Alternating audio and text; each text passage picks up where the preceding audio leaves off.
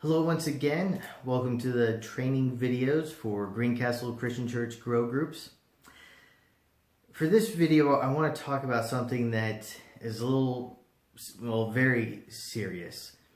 And it's something that in my past, I did not take seriously enough, and I dealt with the consequences of it. And I'm talking about spiritual warfare. Years ago, Jesse and I, we went out to Laramie, Wyoming to be part of a church plant out there.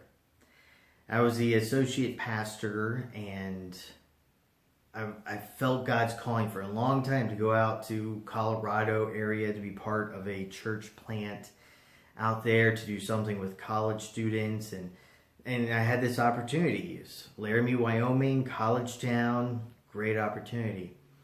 Now, going out there, people told me you need to be prepared for spiritual warfare. And I thought to myself, yeah, sure, got it. You know, I've been to seminary. I know I need to pray. I know all that stuff. And after some spiritual attacks that I don't have time to go into right now, needless to say, I had a wake-up call. And the reality is we do have an enemy. We have a defeated enemy. Because of the work of Jesus Christ on the cross, Satan has been defeated. He is no longer victorious. He has no hope of victory. But he's still kicking. And he can still make life very miserable. And understand, when I'm talking about the enemy, Satan is a big part of that, demons. But I think we also need to understand that human sinful rebellion is part of spiritual warfare as well. Let me put it this way. We don't always need Satan to tempt us. Sometimes we're tempted when by our own evil desires we're dragged away and enticed. If you put a Texas sheet cake in front of me, I don't need a little demon on my shoulder telling me to do that. I mean, that desire is already there. So when I say enemy, we're talking about Satan, we're talking about demons, we're talking about my own sinful human heart that is still in rebellion against God. We're talking about the world around us, culture, society, all of these things. Everything that is against the people of God and the ways of God, this is all under the umbrella of the enemy. And so when you think about that, when you think about those terms, it's a big challenge. It's a huge reality. I've seen it where people have gotten baptized. And when I baptize people, I try to warn them. Within the next week, expect to see spiritual attack. And some of the ways this happen. People will get into a fight with their spouse over little things. I mean, they just gave their lives to Jesus Christ, incredible baptism thing. And then for the next week, and then suddenly they're getting angry and upset about little things. They're setting them off. Where's that coming from? I've seen some people being physically attacked after they've made huge decisions for spiritual growth or for following Jesus, and then boom, they're in the hospital shortly after with some random ailment. The most unsubtle attack I've ever seen from the enemy is a lady was being baptized, and I baptized her, and then she was, getting changed and everything, and I'd come around and talk to her husband, and he basically told me, yeah, I'm probably gonna leave her today, but I wanted to be here for her for this.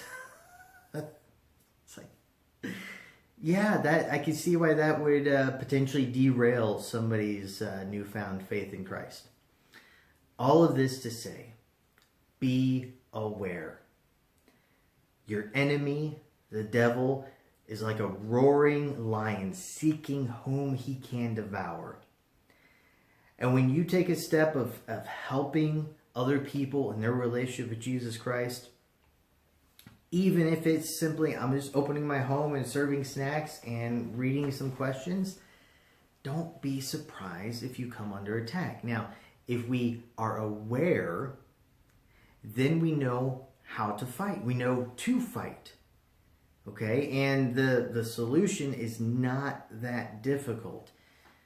James 4, 7 and 8 says, submit yourselves then to God, resist the devil, and he will flee from you. Draw near to God, he will draw near to you. Resist the devil. When we're aware that the enemy is attacking and we say, I'm not going to go that route. I'm not going to let myself fall into temptation to anger or to lust or to whatever that button is for you. I'm not going to do that. I recognize it for what it is. Instead, I'm going to draw near to God. I'm going to redouble my efforts to read his word on a regular basis, to pray to him, to be aware of him. Then you will see that God will show up and Satan will flee. When Satan finds out that his attacks, his poking at you is leading you further into the Bible and more into prayer and a deeper relationship with God, you think the enemy's going to keep attacking that way? No, he'll change tactics and attack in a different way. But be aware. Take it seriously. Because as hard as it gets, as difficult as it gets, when the enemy does attack, when trials, temptations, suffering comes for the cause of Christ, remember that that's because God's doing something. And we get to be part of what God is doing. So I hope you find this informative. I also hope you find it encouraging, because God is doing something amazing here in Putnam County. And I want us to all be part of it. So thank you again for all that you do. And keep pressing into God, knowing that he is right there with you.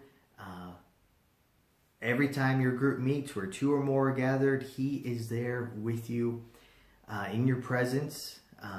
Or I should say, we are in his presence. And it's a wonderful, amazing, and holy thing. Keep up the good work. God bless.